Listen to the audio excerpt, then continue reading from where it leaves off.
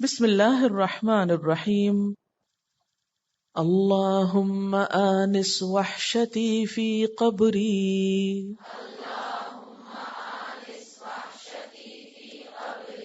اللہم ارحمنی بالقرآن العظیم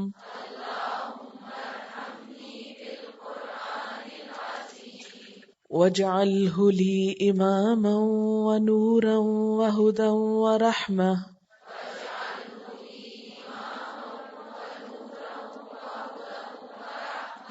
اللہم ذکرنی منہ ما نسیت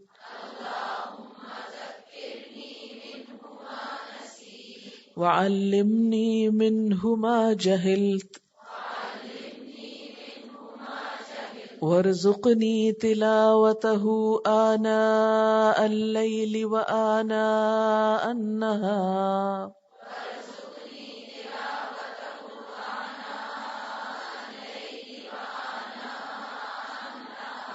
واجعلہ لی حجتا یا رب العالمین.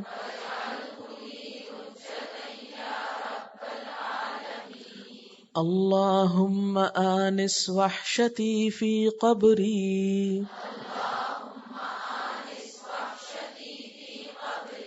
اللہم ارحمنی بالقرآن العظیم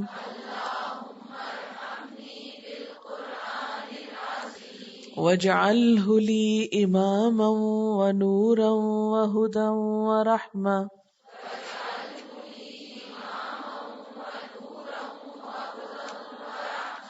اللہم ذکرنی منہ ما نسیت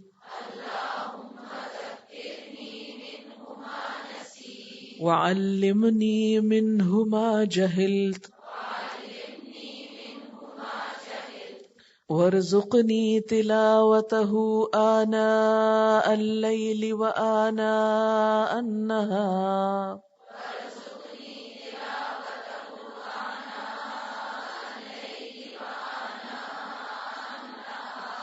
واجعلہ لی حجتا یا رب العالمین.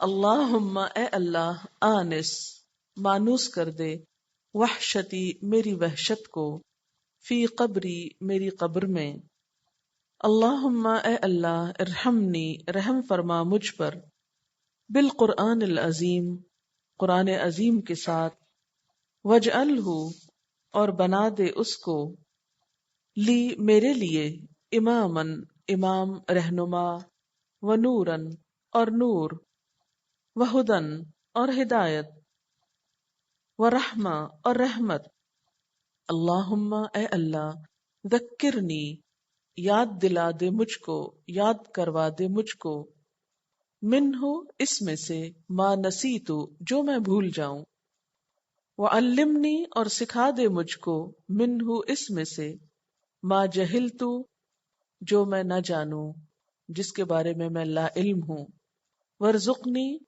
اور عطا کر مجھ کو تلاوتہ اس کی تلاوت آناء اللیل رات کی گھڑیوں میں وآناء النہار اور دن کی گھڑیوں میں وجعلہ اور بنا دے اس کو لی میرے لیے حجتاً حجت یا رب العالمین اے رب العالمین. اے اللہ مانوس کر دے میری وحشت کو میری قبر میں. اے اللہ قرآن کی وجہ سے مجھ پر رحم کر اور اس کو میرے لیے امام اور نور ہدایت اور رحمت کا ذریعہ بنا. اے اللہ جو کچھ میں بھول جاؤں مجھے یاد کروا دینا اور وہ کچھ مجھے سکھا دے جو مجھے معلوم نہیں اور مجھے توفیق دے کہ میں دن کی گھڑیوں میں اور رات کی گھڑیوں میں اس کی تلاوت کروں اور اس کو میرے لیے دلیل بنا دے. یہاں پر بھی قرآن پاک کو بہتر طریقے سے سیکھنے اور بہتر طریقے سے اس سے فائدہ اٹھانے کے لیے دعا سکھائی جا رہی ہے. پہلی دعا یہ ہے کہ اللہ میری قبر میں میری وحشت دور ہو جائے. جیسا کہ آپ جانتے ہیں کہ قبر تنہائی کا گھر ہے. روز پکارتی ہے نا، میں تنہائی کا گھر ہوں، میں مٹی کا گھر ہوں، میں کیڑوں کا گھر ہوں. تمہیں میرے پاس آنا ہے، اس کے لیے تیاری کر لو. ہر روز ہماری خبر ہم کو یاد کرتی. تو وہ ایک ایسا گھر ہے جس میں لازمی جانا ہے، ایسی جگہ ہے جہاں ہر شخص کو پہنچنا ہے. وہاں پر کوئی ہمارے ساتھ نہ ہوگا، نہ ماں باپ، نہ بچے، نہ شوہر، نہ دوست، کوئی بھی نہیں. تنہا جانا ہے. وہاں وحشت ہے، گھبراہٹ ہے، تنہائی ہے، اندھیرا ہے. تو دعا یہ مانگی جا رہی کہ یا اللہ میری قبر کی وحشت اور اندھیرے اور تنہائی کو دور کر دے. لیکن کس کے ذریعے؟ قرآن پاک کے ذریعے. کیونکہ مسند احمد کی ایک حدیث میں آتا ہے کہ جو شخص قرآن پاک دنیا میں کثرت سے پڑھتا ہے تو قبر میں وہ اس کے ساتھ ہوگا، اس کی وحشت دور کرے گا، اور ایک خوبصورت دوست کی شکل میں ہوگا کہ جس کو دیکھ کر انسان اپنی قبر میں وحشت نہیں محسوس کرے گا. اور پھر اللہم ارحمنی بالقرآن العظیم، اللہ اس قرآن عظیم کی وجہ سے مجھ پہ رحم فرما کہ یہ تیری کتاب ہے، میں اس کو پڑھتا ہوں، تو میری طرف نظر کرم کر، اور اس کو میرے لیے امام اور نور اور ہدایت اور رحمت کا ذریعہ بنا. یعنی یہ کتاب میں صرف پڑھتا ہی نہ جاؤں بلکہ اس سے کیا ہو، یہ میری رہنما بن جائے، مجھے گائیڈ کیا کرے، میرے لیے روشنی بن جائے، ہدایت بن جائے، رحمت کا ذریعہ بن جائے. اور پھر یہ بھی دعا کہ اللہم ذکرنی منہ ما نسیت، اے اللہ مجھے یاد کروا دینا جو بھی اس میں سے میں بھول جاؤں. کیونکہ انسان جب یہ پڑھتا ہے تو اس کو ایک خاص فکر لاحق ہوتی، میں پچھلا بھول رہا ہوں، اور پھر مایوسی ہوتی ہو کہ ہائے مجھے پچھلا تو بھول رہا ہے اور پھر کیا فائدہ پڑھنے کا. تو دعا مانگ لیجیے اللہم ذکرنی منہ ما نسیت، کہ جو میں اس میں سے بھول جاؤں مجھے یاد کرا دینا. وعلمنی منہ ما جہلت، اور جو باتیں مجھے اس میں سے سمجھ نہیں آتی ہیں، جن کے بارے میں لا علم ہوں، وہ مجھ کو تو سکھا دے. اور پڑھ کے میں اس کو پھر رکھ نہ دوں بلکہ اس کی تلاوت صبح و شام، رات کی گھڑیوں میں، دن کی گھڑیوں میں مجھ کو نصیب فرما، اور اسے میرے حق میں حجت بنا. قیامت کے دن یہ میرے حق میں میری گواہ بنے، نہ کہ میرے خلاف جھگڑا کرے.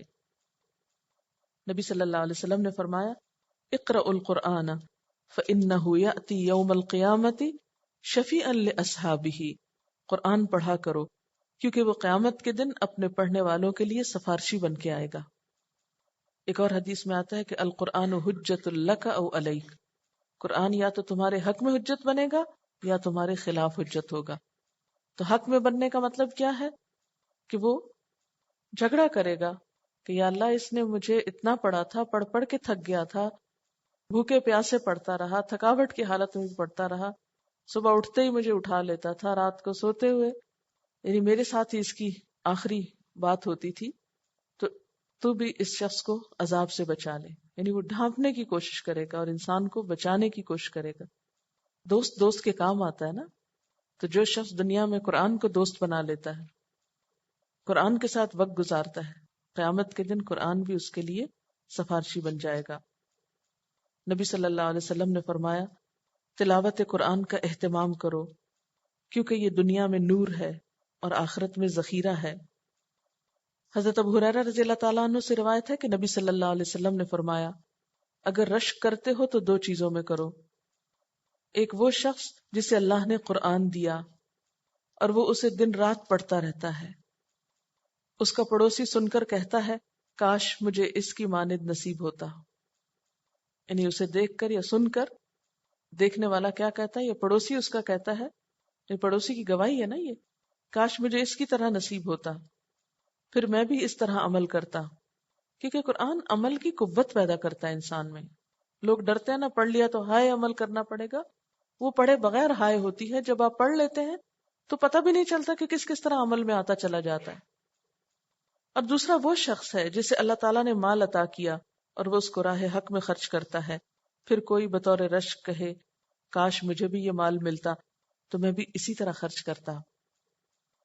حضرت ابو موسیٰ اشعری نبی صلی اللہ علیہ وسلم سے روایت کرتے ہیں، آپ نے فرمایا قرآن ہمیشہ پڑھتے رہو، قسم اس ذات کی جس کے قبضے میں میری جان ہے، قرآن آدمیوں کے سینے سے بندھے ہوئے اونٹ سے زیادہ تیز بھاگ جاتا ہے. یعنی یہ ایسی کتاب ہے کہ جس کو سنبھالنے کے لیے پڑھتے ہی رہنا پڑتا ہے. یہ نہیں ہو سکتا کہ ایک دفعہ پڑھ کے آپ نے رکھ لیا اور پھر وہ ہمیشہ آپ کے پاس رکھا رہے گا. نہیں، وہ تو جانے لگے گا جب تک آپ اس کو پکڑ کے نہیں رکھیں گے. اب اس احساس اور ان باتوں کو ذہن میں رکھتے ہوئے پھر یہ دعا پڑھتے ہیں. اللہم آنس وحشتی فی قبری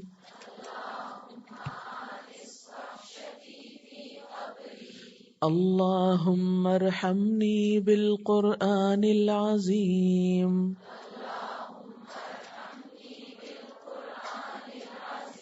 واجعلہ لی اماما ونورا وہدا ورحمہ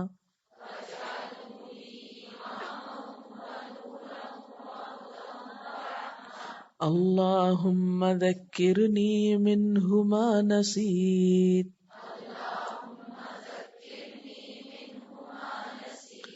وعلمنی منہ ما جہلت وارزقنی تلاوتہ آناء اللیل وآناء النہار